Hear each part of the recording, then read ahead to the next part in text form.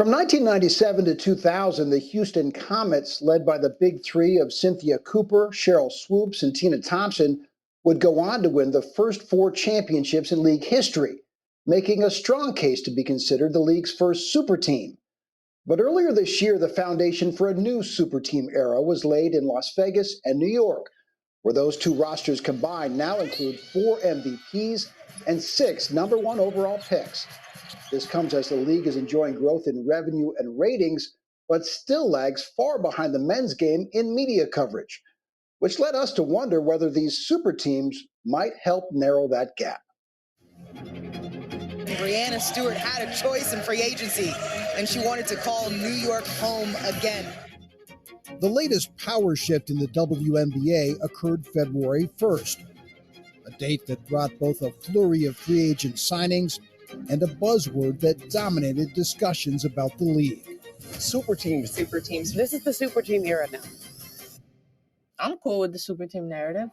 A historic performance from Breanna Stewart. When former MVP Breanna Stewart left the Seattle Storm, joining former MVP Jonquel Jones, who'd been traded from the Connecticut Sun in a blockbuster deal, and Chicago Sky All-Star point guard Courtney Vandersloot, the league's all-time assist leader, a new super team was born in Brooklyn. A new franchise record in her home opener, 45 points. Stewart, who also set a career record in the Liberty's home opener, recognizes the potential impact of such concentrated star power.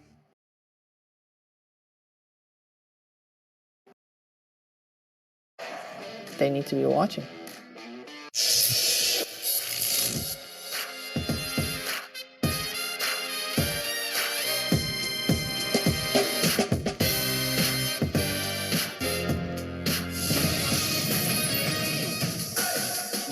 This place is silent. Now the putter comes back up towards the hole. It's to the cup. It goes in. He's done it. He's won again. Ricky Fowler in a playoff. The Rocket Mortgage Classic. His drought is over. He's come back. 500 FedEx Cup points. Raises a putter. Ricky, the Rocket winner in Detroit. That was a call on Sirius XM PGA Tour Radio as Ricky Fowler ended his 4-year drought, winning the Rocket Mortgage Classic. He ended a career-long 96-star championship drought after missing out on 2 chances to win in June, closing with a 75 at the U.S. Open to tie for 5th, and with a 69 last week of the Travelers Championship to drop into a tie for 13th. Clayton Kershaw has been elected to the Major League Baseball All-Star Game. He is making his 10th All-Star appearance, second only to Mike Trout of Los Angeles Angels. He was selected for the 11th time. The Dodgers have 5 representatives. That is the 4th consecutive year they've sent at least 5 players to the All-Star Game. And in the NBA, free agent Eric Gordon has agreed to a 2-year deal, including a player option with the Phoenix Suns. The deal's for $6 million over the 2 years. That's what sources told ESPN's Brian Windhorst. SportsCenter is presented by Progressive Insurance. Round out your protection with life, phone, and pet health insurance.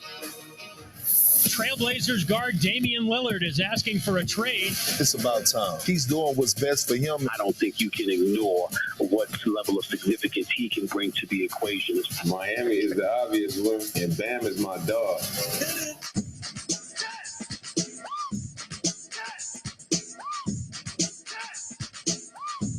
Because in the NBA, it's always like this. It may even take 3 when it comes to Damian Lillard being traded away from the Portland Trailblazers. Amber Wilson, Freddie Coleman together on ESPN Radio this morning, presented by Progressive Insurance. Thanks for joining us on ESPNU, the ESPN app, and Sirius XM Channel 80. Philip Sharp Sr., Amber, hit us on Twitter at Amber W Sports and at Coleman ESPN, saying Dame with Joel Embiid. You trade Tobias Harris, Shake Milton, and James Harden, get a third team may be needed to complete this. Everybody wants him to be a Philadelphia 76er, huh? Not everybody. You don't want it to be a Philadelphia 76er. Just the people in our Menchies and the people calling in. Can we get some Heat fans? Where are my Heat fans? Nobody's up in Miami yet? Y'all had too much fun last night on a holiday weekend? Well, and yeah, it's Miami over the weekend. That's true. It is Miami. Fair. Philadelphia's up a little bit sooner. Right, and it's Fair. a Monday in between Sunday and Tuesday, July 4th.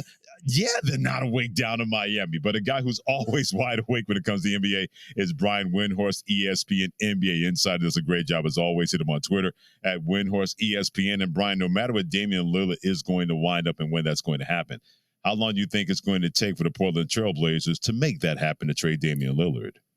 Well, Freddie, if the Blazers liked what the Heat had to offer, then the deal would have been done because that's where Dame wants to go.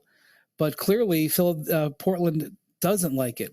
And so now we're into the match game, where Miami is trying to find ways to improve its offer, or Philadelphia, or I keep saying Philadelphia because I'm Freudian slipping. Or Portland is trying to figure out ways to repackage what they're being offered. And so, look, what I'll say is this.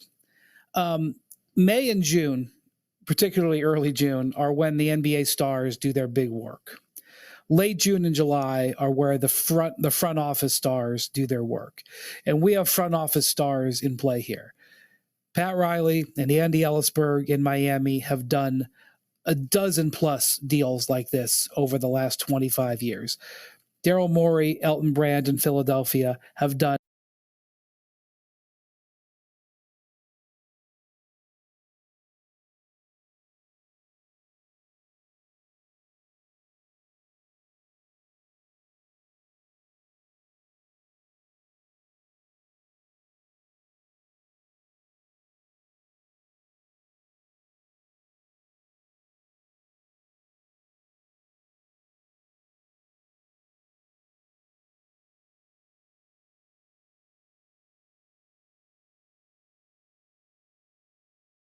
concerned about retrading him if it doesn't work out. So that's the thing. What can Philly turn Harden into that maybe they can offer? What can there, namely the Utah Jazz? And you may roll your eyes at the Utah Jazz and say, well, what about Dame makes sense for the Jazz? Well, remember, Dame went to Weber State.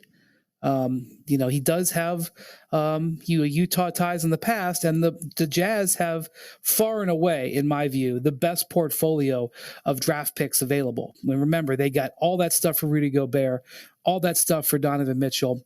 They even got a Lakers 2027 pick when they took on Russell Westbrook at midseason. They have, there's some guys on the roster that they're not going to trade, I don't think.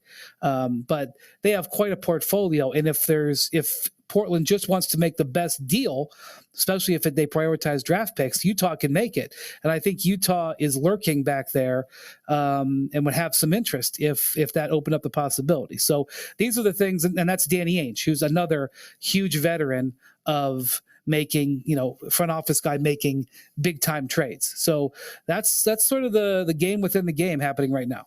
And Danny Ainge would probably love nothing more than sticking it to Pat Riley there. Brian Windhorst joining us right here. Amen. Yep, exactly. On ESPN Radio. So Utah, a surprise team. I've also heard the San Antonio Spurs, which surprises me. With those teams, Wendy, isn't the whole point of this that Damian essentially wants to go ring chase? He wants an easier path here to a title. So does it make sense from the Damian Lillard philosophy perspective to go to one of those types of teams?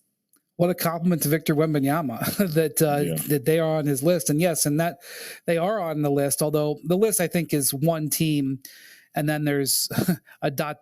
I think Dame wants to be in Miami. I think that's been made very clear. I don't think Dame matches with the Spurs timeline of 19-year-old Victor Wembanyama.